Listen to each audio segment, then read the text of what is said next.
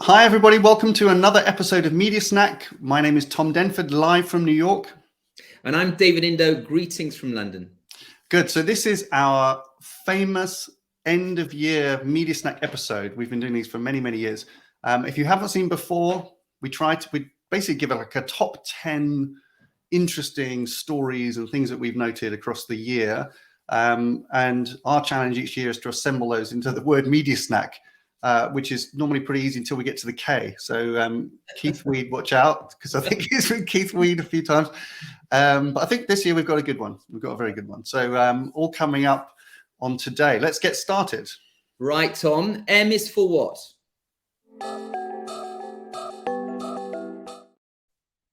Well, M is just for meh, if that's a thing.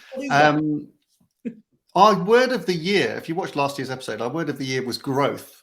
Last December, with huge ambition. We really thought 2022 would kick in after 2 years of pandemic disruption. But there's been somewhat of a hangover on that. There's continued supply chain disruption. Most markets in the world now have felt inflation, high interest rates with that supply chain disruption. And of course, war kicking off with Russia invading Ukraine in February has destabilized energy markets and supply chains even further. And that's caused, by the time that all trickles down into advertising and media, it's made for a pretty disruptive year and a pretty stressful year, I think, for marketers. It's not a classic year for media. We're reflecting on the year, not really kind of big leaps forward. I think it's been the same as. There was optimism, but I think people are, sticking to the same. It's been turbulent. It's caused marketers to be a bit more inward looking. And it means that to, the end of this year, we have optimism going into 2023, which we'll talk about. And we believe brands deserve better media. And that's what we're talking about at the moment. But that's our M for the year. Meh. Might do better next year. Okay. E is for. Well, Tom, E is for Elon Musk. Oh, yeah, of course. A real protagonist within our industry on the back of his $44 billion acquisition of Twitter, taking it private again and installing himself, interestingly, as chief executive officer. What quickly followed were a load of redundancies and resignations and basically chaos within that organization. And importantly, a number of significant media brands or advertisers withdrawing their advertising spend. Most advertisers have pulled out. From the platform. And that caused kind of major repercussions. And now he's actually gone back to Twitter users, asking them to vote as to whether he should remain in the role of chief executive or not. And he said he's going to abide by the voting. Now, at the moment, it stands at 57.5% of all of those users saying that he should step down as chief executive. So we'll see whether he delivers that. Interestingly, he is now no longer the richest man on earth. That privilege has gone to Mr. Ono, who owns LVMH. Yeah. But it just shows you, running a media company is a different beast, isn't it? Exactly. And you need to look after your advertisers, I think, is a lesson from that. Right, Tom. D is for? What? I forgot we had music again. There was a number of candidates for D, but we wanted to look at Dentsu. It's been a rather roller coaster year for Dentsu. Seem to be making really good progress under the leadership of Wendy Clark as CEO, who's a previous guest on Media Snack Meets. We'll link to that if you never saw that. Really interesting the way she laid out her vision for the agency. It's no longer in that role. Wendy and a whole bunch of other executives at Dentsu left the company as the parent company Dentsu in Japan announced that they were going to not have a separate international versus Dentsu Japan division, and then integrate the two businesses as a single management team with a center of gravity in Tokyo. Might make operational sense. Incredibly disruptive, I think, to the management of Dentsu International, which I said had been doing pretty well under a good leadership team. Very disruptive for the clients of Dentsu. Jackie Kelly is now Chief Client Officer globally for Dentsu. on the media side, and has spent the last few months trying to reassure major advertisers that a single Dentsu proposition makes sense for them with the center of gravity in Japan.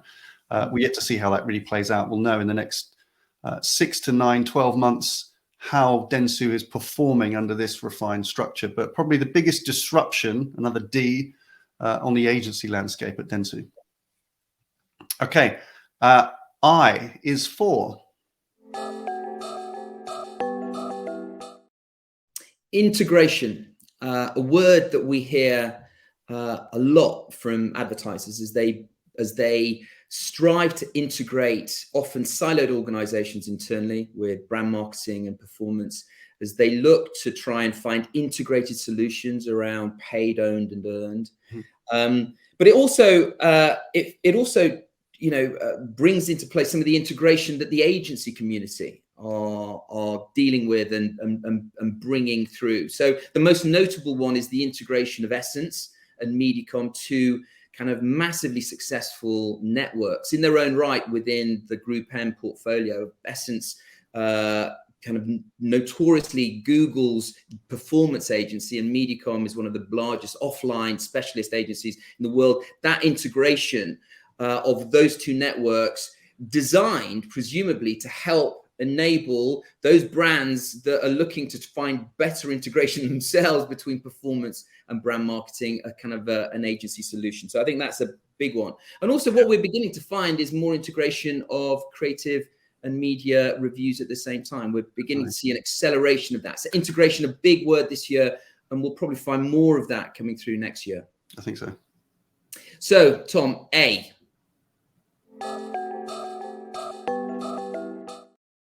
Well, A is America. So we have to touch on America. As viewers will know, I'm based full-time now in America. It's been my focus, the US media market for the last few years. I was in London a few weeks ago and I did a podcast at an agency, and we were talking about just the differences in levels of kind of confidence and marketers' confidence in budget setting and brand building for going into the new year. And there's a really clearly marked difference, I think, from what brands are experiencing in Europe and some other parts of the world versus in the US. There is just generally a lot more confidence in the economy, the sense that there's a greater stability. There's not at this point, following the US midterms, doesn't feel like political instability. It feels like continuity, and I think that's giving the economy confidence, and obviously gives brands confidence as part of the fabric of American economy. Confidence in investing in the future. The biggest difference that we're finding that in the US, marketers, setting out ambitious plans for next year, but applying more scrutiny, really wanting to make sure that they do sometimes fewer but better things, execute them well, work with really, really good partners and agencies, and to be in the business of investing in their brands. There's some good long-term thinking being built into brand investment as well now. So we just wanted to flag that. I don't have a US flag here, I don't think, somewhere in the house. But I think that for me was the big A, is that America's kind of setting the tone, I think, or giving us all hope, certainly here, that the economy will be all right and that brands are investing in the future and growth. Okay. S.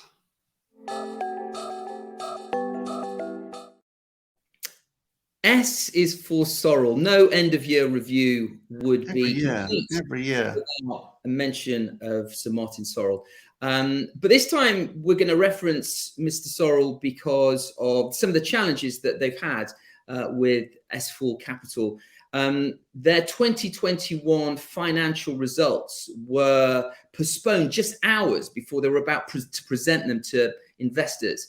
And albeit temporarily, their share price fell off the cliff by a third. Their share price reduced by a third on the back of that. The board decided to axe all bonuses this year for the exec directors, including Martin Sorrell, and the CFO stepped down. So in the remarkable success story that is S4 Capital so far, and under Martin Sorrell's stewardship, it's been fairly choppy waters. You wouldn't bet against him to set the ship in the right direction again, but it's certainly been a challenging year for him and S4 Capital. Yeah. And they've been, the last few years, they've been showing tremendous growth. And Sir Martin has been very, very visible talking about that. He seems to be a bit quieter. We haven't seen much of him in the last 6 months. As you say, it's just those growing pains probably, but not a great end of year for them. Okay, so Tom, N. Well, N is a brand very close to your heart, because I know you spent a lot of time working there, but N is for Nike. I think we need to really pay tribute to Dan Wieden, one of the founders of Wieden and Kennedy, who have been the ad agency or the communications agency for Nike for years and years and years. I mean, he died when he was 77, I think, this year. It was Dan Wieden that came up with probably one of the most recognizable brand lines ever, "Just Do It," which was more than a line. It was an entire movement, a kind of cultural movement around a sports brand. Very, very innovative at its time, but it's amazing the longevity of that message. Very much, as you well know, and as you've talked about on Media Snack, a very brand-led company, but increasingly more sophisticated in terms of its retail, its e-commerce, its performance marketing. Actually, this year, for the first time, I think in about 20 years, Nike actually ran a review of their media agencies, and they've been with Mindshare for a long time. I remember being at Mindshare when they won that. It was a long time ago. And Nike actually moved the business. It gave it to Initiative and PMG. So there was a big loss for Group M agency Mindshare to lose such a high-profile account, and a loss for Nike and all of us in the industry when we lost Dan Wieden, sadly, this year. Yeah. Okay, A is for.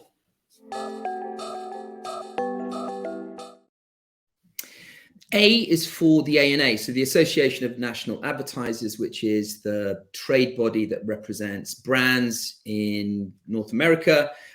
Hugely powerful institution within marketing communications, do amazing work each year. And this year in particular, two initiatives that they ran that struck resonance with me. The first was a procurement report. You know how much I love procurement. Good procurement, progressive procurement people. They did a report called The Good, the Bad, the Ugly procurement, and it was a kind of a rallying cry to talk about the role that good procurement, can make in enabling better marketing services solutions. And the more trade bodies, the more the industry can bang that positive narrative around procurement, the better. So big tick in the box for that. And the second one, which I think was going to affect all of us, is the programmatic study that they're currently conducting, I think with PwC, in collaboration with PwC, which is around the digital supply chain. And it is such a challenging, gnarly, difficult, complex topic that no one advertiser could do it on their own. And the only trade body that I could think of, perhaps with the exception, and I know that WFA are involved in this, but perhaps with the exception of the WFA, that has the clout and the ambition to go after this and help the industry in a topic that is going to be so important to everybody, is the ANA. So I know that there have been challenges within the process, so we understand, but they remain firm. And we as an industry are relying on them to find some sort of solution from this study that will help all advertisers be better protected around the digital supply chain. Yeah, it's very good. So Tom, C. Good. Okay, we're nearly there. For your big reveal for your K, because like this year you get K. So the final C is, I think it's just been probably the biggest used word of the year, overused, but perhaps with good purpose, is the word crisis. Everything this year seems to have been a crisis. There's some genuine crisis in the world, of course, with war going on from an invasion in Ukraine, and humanitarian crisis there and at other places in the world. When we look at the industry, we have the talent crisis, the data crisis, the technology crisis. The industry's been obsessed, I think, with the talent crisis, which was kind of bizarre for a while, because we seem to be missing tens of thousands of people from the industry with the headlines, and that's what everybody was saying. After lots of jobs were lost during the pandemic, most notably in agencies, which are pretty kind of, I'll politely say they're quick to act, but maybe a bit brutally on agencies that kind of tend to cut people quickly. Couldn't hire them back, announced that there was a talent crisis. We were all wringing our hands about the talent crisis. And then as we approached the end of this year, agencies started laying off more people. So there's not and tech companies as well, laying off a lot of people associated with marketing and advertising. So it has been a bit of a crisis. I think the crisis is really for the talent, the poor people that feel that they may be being hired and laid off too much at will. And we're not doing our reputation much good as an industry if that's the pattern. People are not going to see this as a career building opportunity. Certainly the best talent will not. So that's a crisis. It's been called the crisis, but also it's causing an underlying problem, I think, for longevity and the health of the industry. Alongside that, as we've mentioned, some political instability, economic uncertainty in parts of the world is a threat to the confidence in the industry. Relatively insulated here in the US from that, seems relatively buoyant and positive, but in Europe there are big concerns. So it's kind of been a year of crisis. I'm really hoping as we move into 2023, and we're seeing this with marketers, is planning for the longer term, understanding that this is kind of the way the world is a little bit, and actually as a marketer you have to plan with agility and confidence, and bring your teams with you and just go for it. Okay, final. K is for.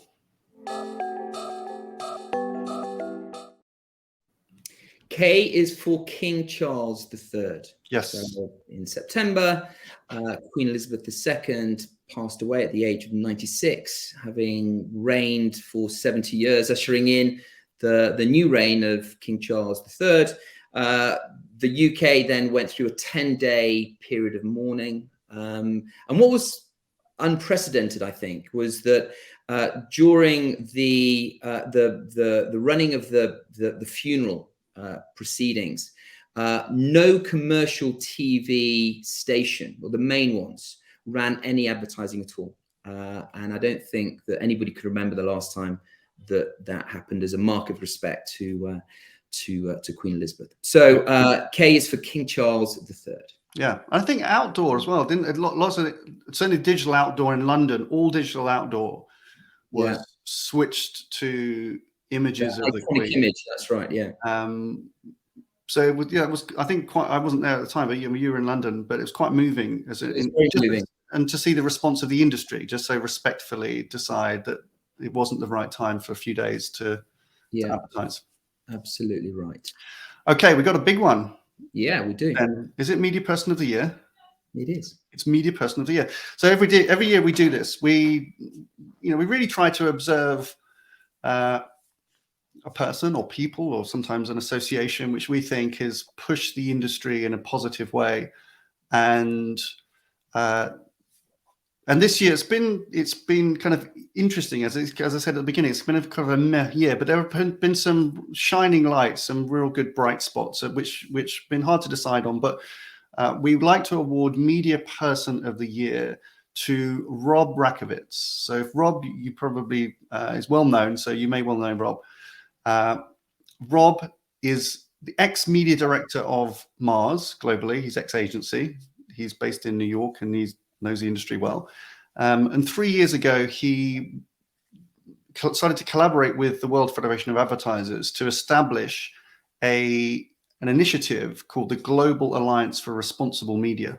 Yeah, and it's which is a phenomenal has been a phenomenally successful initiative for WFA. And I'll come on to just talk about that in just a second. But we have a kind of personal insight and interest. We're quite invested in this story of Rob's as well, personally, because 5 years ago, when Rob was leaving Mars, the three of us had lunch, and Rob was talking about, oh, you know what I'd really like to do? I'd really love to really push on a vision for the industry for good.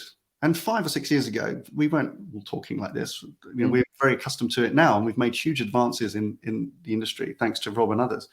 And he was saying, you know, do you think this could be interesting? And we were like, yeah, absolutely. It needs a TED talk. You know, that's what it needs. It needs a kind of binding narrative. It needs a big vision. Yeah. Set the vision. And you introduced Rob at the Festival of Media. Right, yeah. So we'd been given a slot at the Festival of Media in Rome. I think the last live Festival of Media that actually took place. And I had the privilege of introducing Rob on the stage, and he delivered his rallying cry, his mission statement. And I think it also happened to be the final kind of session of the final day. Yeah. And his delivery was so lucid and so clear. His vision was so sharp, and yet it was so filled with emotion and passion that he had the whole room just mesmerized. And it was a tour de force. It was a brilliant closing session, and it just teed him up, and it emboldened him to go off. And for the last 3 years, he's been doing amazing work. And I think we're gonna have the link to that session. Yeah. We recorded it. Yeah, so that's on video. So we'll link to that if you want to watch kind of where this all came from, which is Rob's, you know, ending keynote at the Festival of Media. I think about 5 years ago, as you said, David, kind of really set out a vision. And it wasn't the way that we were talking. You know, This industry changes so much, we forget how quickly kind of things evolve. But people weren't talking about that kind of stuff then. And credit to Rob, had a vision, pushed it, started collaborating with the WFA. And now it's been 3 years, that collaboration. And it's just made some amazing strides. We'll link to some of the resources that they have, the WFA have on their website for GARM, because it's brought together this amazing collaboration from advertisers, agencies, and publishers. That's really the idea, but it includes lots of other parts of the supply chain, all different technologies and things like that, all trying to create common standards, really in the interest of the advertisers, but understanding that the advertisers really have the leverage, it's their money, and they really want, you know, a safe and you know, good quality environments for their brands to exist in. Yeah.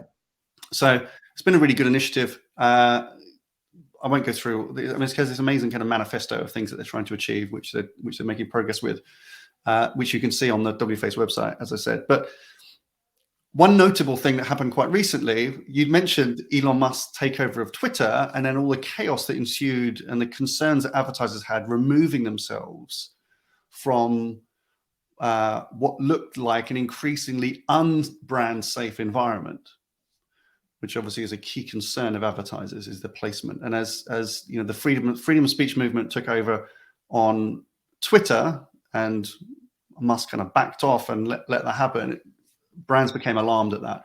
There were a few different trade bodies that raised their hands and tried to challenge Elon Musk directly and challenge Twitter, and they got rid of loads of their brand safety and advertiser teams, unfortunately. So there was just not much good communication going on. Rob, representing GARM and representing advertisers, stepped up, wrote a public letter to Elon Musk over the summer when all this was going on. And it was really, I think, the one that landed the best, because it engaged the Twitter leadership. On the beginning of December, Rob was in a room with Elon Musk and a few representatives from each side, just laying out their ambitions and their requests for how the changes that advertisers wanted to see in Twitter before they'd be willing to kind of come back and start to reinvest in advertising.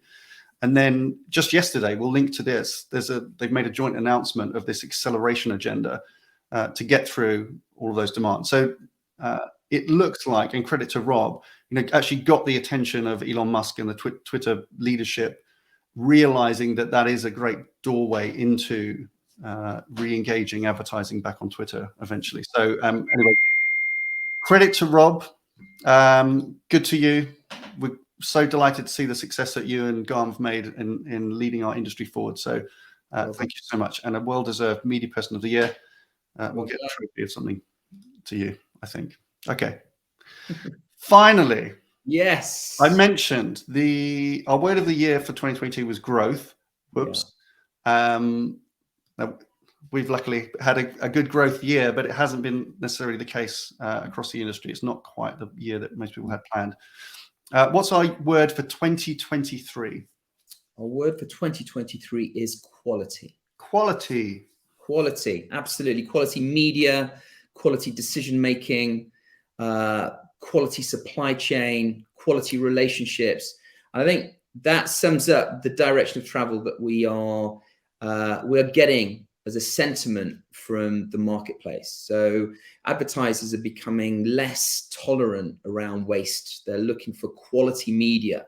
They don't want cheaper media, they want quality media. Yeah. And I think that from an advertiser agency perspective, they're also more discerning. They've never been more discerning than they are now about the decisions they make with which brands they want to work with.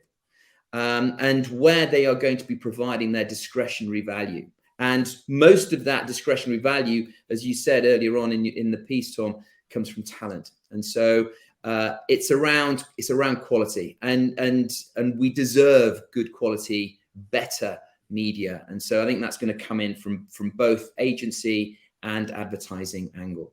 Yeah, it's about time. And as you said, we see the same thing here. Consistent just concern now. I think losing patience, I think you just said, which is a really good way of describing it. Of marketers just saying, like, enough's enough. We spent the last decade in media just worrying about all the negative things, trying to just get to a point of zero, just trying to stop being bad and crap. Like, now we've got to be good. There's more scrutiny on marketing budgets. There's more pressure on performance. You have to kind of squeeze out waste, reinvest in our brands. They're looking for quality, working with quality companies, quality people, quality publishers, and take a bit more pride in the brands that we all serve. I think that is good. I'm in full agreement. I hope that is the word of the year. Hope that we get that right.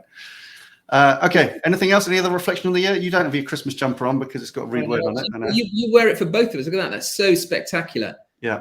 That transcends the Atlantic. You missed it. It's Father Christmas, Santa Claus delivering tacos. Yeah. Class. Class. All right. Good. Okay. Well, listen, that's the end of the year. Thank you so much for watching Media Snack this year. We love your support, love your questions and your provocations. Keep them coming in 2023. Have great holidays to everybody and take care. See you next year.